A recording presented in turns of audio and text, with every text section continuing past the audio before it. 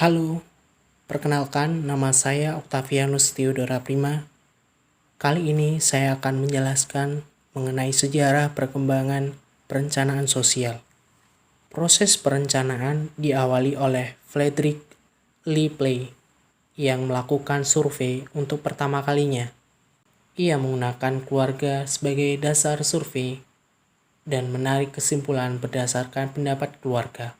Pekerjaan memiliki fokus pada kondisi sosial, yaitu tinjauan mengenai bagaimana seorang anggota masih dapat merasa nyaman berada dalam masyarakat secara keseluruhan. Tokoh lain yang berpengaruh dalam sejarah survei perencanaan adalah Patrick Giddens, yang mengaplikasikan metode The Play dalam perencanaan wilayah.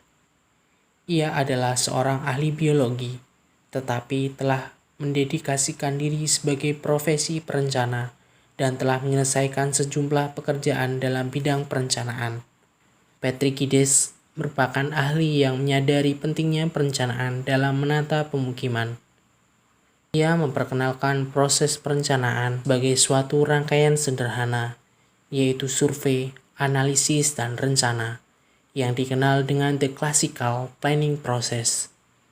Beberapa hasil kerja Patrick Giddens ini diaplikasikan dalam proyek penanggulangan penyebaran wabah kolera di Edinburgh dan analogi proses mendiagnosis orang sakit di India.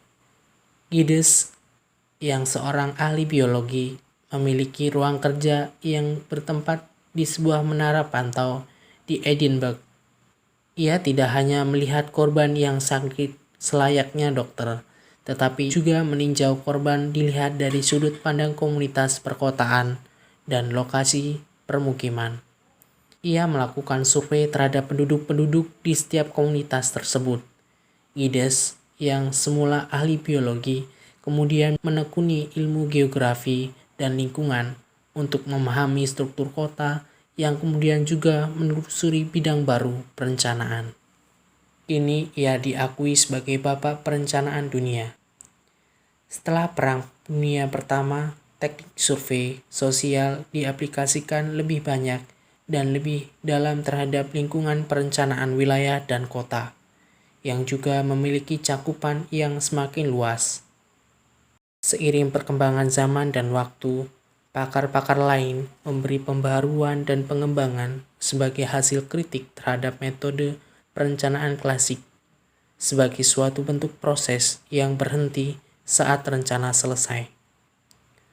Perencanaan diyakini sebagai sebuah siklus kegiatan yang tak pernah berhenti karena akan selalu ada evaluasi terhadap rencana yang kemudian akan memicu proses penyusunan rencana yang lebih komprehensif dan efisien.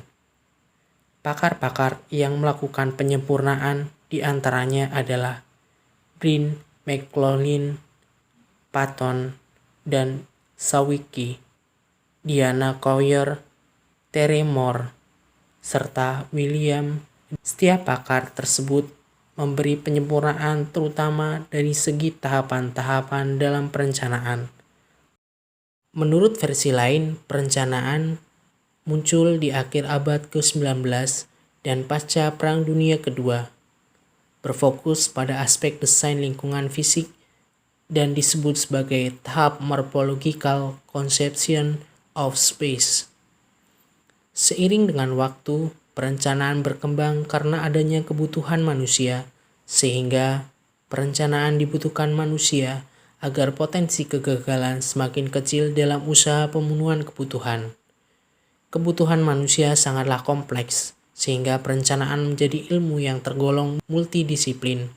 Hal tersebut menyebabkan kecenderungan perencanaan dikaitkan dengan aspek yang luas seperti sosial, ekonomi, budaya. Pandangan luas mengenai perencanaan ini terjadi pada era tahun 60-an dan digambarkan oleh Taylor sebagai pergeseran besar menuju sociological conception of space. Adapun proses perencanaan di Indonesia berada di bawah payung hukum Undang-Undang Penataan Ruang Nomor 26 Tahun 2007 yang telah disempurnakan dari Undang-Undang Nomor 24 tahun 1992 tentang penataan ruang. Penataan ruang di Indonesia meliputi perencanaan tata ruang, pemanfaatan ruang, dan pengendalian pemanfaatan ruang. Produk rencana tata ruang disusun secara hierarkis, selaras, dan saling menjelaskan dengan lingkup administratif nasional, provinsi, kabupaten atau kota, hingga kawasan yang lebih perinci, seperti bagian wilayah kota dan kawasan strategis. Rangkaian kegiatan yang ada dalam proses perencanaan generik pada dasarnya sama dengan lingkup penataan ruang seperti yang dimaksud dalam Undang-Undang Nomor 26 Tahun 2007 tentang penataan ruang. Lingkup penataan ruang mencakup perencanaan tata ruang yang produknya adalah perencanaan tata ruang dan pemanfaatan ruang, pelaksanaan rencana tata ruang, dan pengendalian pemanfaatan ruang yang merupakan pengendalian pelaksanaan rencana tata ruang. Dengan demikian, kerangka hukum di Indonesia sudah mengakomodasi kaidah ilmiah dalam konsep perencanaan komprehensif.